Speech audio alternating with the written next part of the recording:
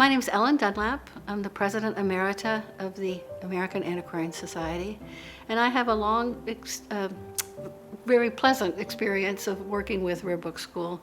First as a board member, I think I started in 1994 and served for like 16 years.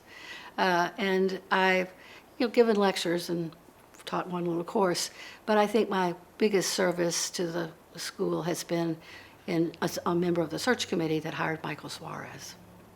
When thinking about this interview, I thought back of my very first impressions of Terry. I got to know him when I started in this field in 1973, and he was quite a presence. He was the head of the Rare Books training program at the leading library school in the country, Columbia, and he was very proud of his students. He worked very hard to place them in the most significant jobs around the country. He developed quite a network of these young professionals. Terry was in the early days at Columbia. I mean, he just showed such a great concept of what the Book Arts Press could be as an adjunct to the training program, the academic training program. And everything was so beautifully organized, the lectures and the broadside announcements of the lectures and how everything was run, and there will be red wine and fig Newtons, and the model works, so why mess it up? Why innovate? Everything was labeled, the plastic forks were in this cubby and the tea towels were over here, and there will be tea towels. And he just seemed such a master of all that he did, to say nothing of his acumen as a teacher and as really an entrepreneur setting up the Rare Book School. And so it was quite a shock when the powers that be at Columbia decided to kick out the library school. They closed the library school, and Terry began immediately to seek other offers and be courted by various places.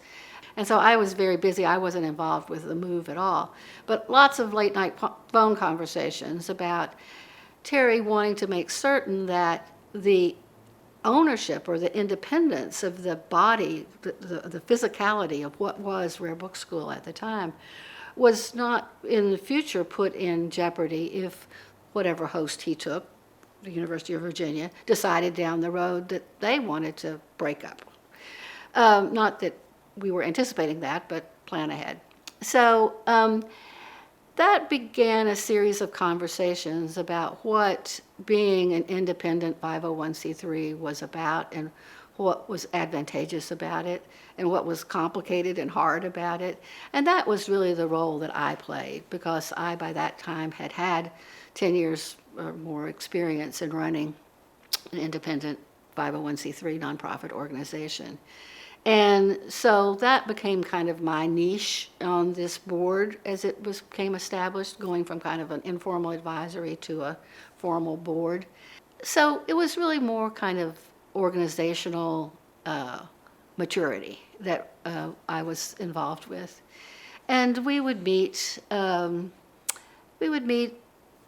Bibliography Week in New York, where Terry would have the tea towels and the lunch and everything all laid out.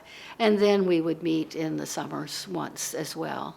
So it wasn't heavy lifting, just twice a year meetings. And the growth of the organization was just very rewarding, and the fact that the quality of the offerings and the collections and the teaching and the network and everything just continued to get more and more impressive. The organizational maturity question, of course, that was always looming in our heads was what will happen when Terry retires, if this Energizer money ever slows down. At the end of the day, we just put out the call for the opportunity and left our minds open as to what kind of person might show up and what opportunity they might present.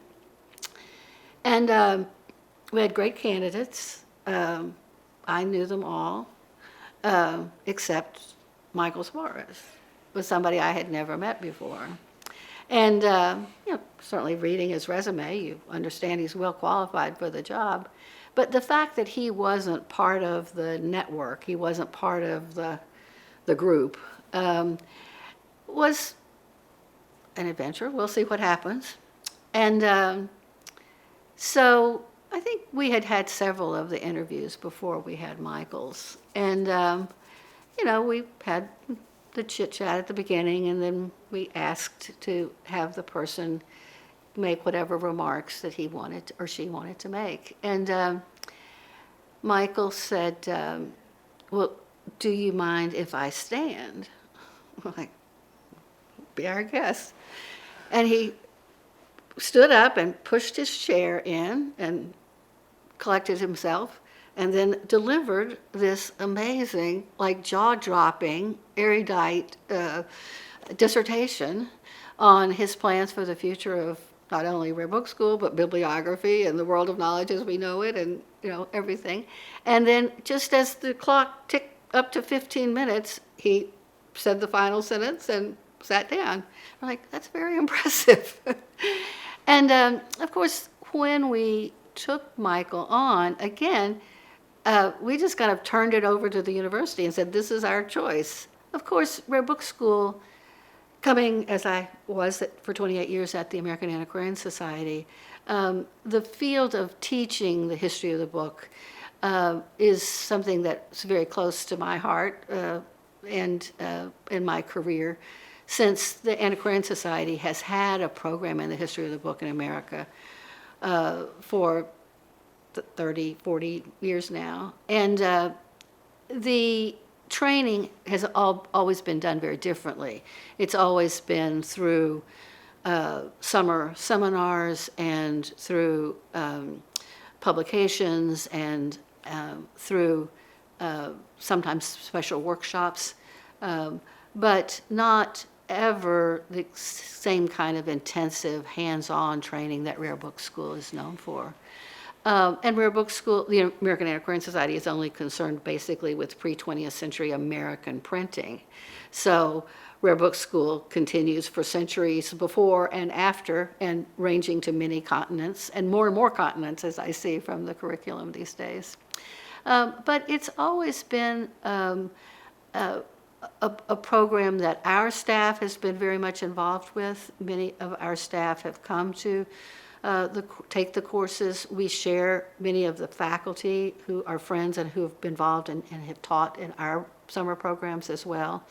And it's also been something that, as Rare Book School has gotten to be more far-ranging outside of Charlottesville of necessity for various reasons, I've always hoped that they would come to Worcester someday. And I'm pleased to learn the other day from Scott Casper, my successor, who teaches with Jeff Groves, the class in Rare Book School, that's going to happen this next summer. So, yay! So that's kind of bringing the whole story full circle for me.